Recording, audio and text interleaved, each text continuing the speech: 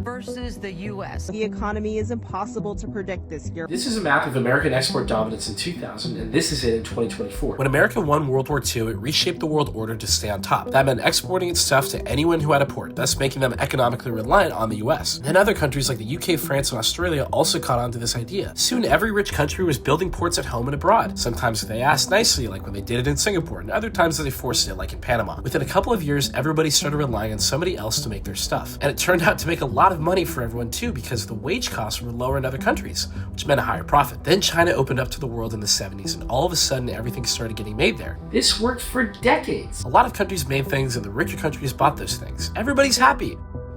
Oh shit, 2008. Yeah, so the US housing market and the stock market fell into shambles. And then it started happening to the rest of the world too, because most of the global market had a stake in the American market. Countries all over the world lost approximately $1.4 trillion, and that's not even including the US. In America alone, we lost $2.7 trillion. People slid spending, many businesses would continue to fail, and distrust in government grew. After losing so much money, people around the world resented becoming too reliant on other nations, so they began trusting in more isolationist policies through the 2010s. And when the war in Ukraine broke out, Europe realized that the reliance on many Russian exports like oil were hindering their ability to fight back against them. Meanwhile, in America, the concern was mostly on China. The dominance they once thought they would have over the world if everybody needed their exports was now in their face as they realized that China started having it over them. Politicians like Trump saw this as an opportunity to catalyze. That's how we got here with these shiny new plans to tear off the world into forcing them to buy our things.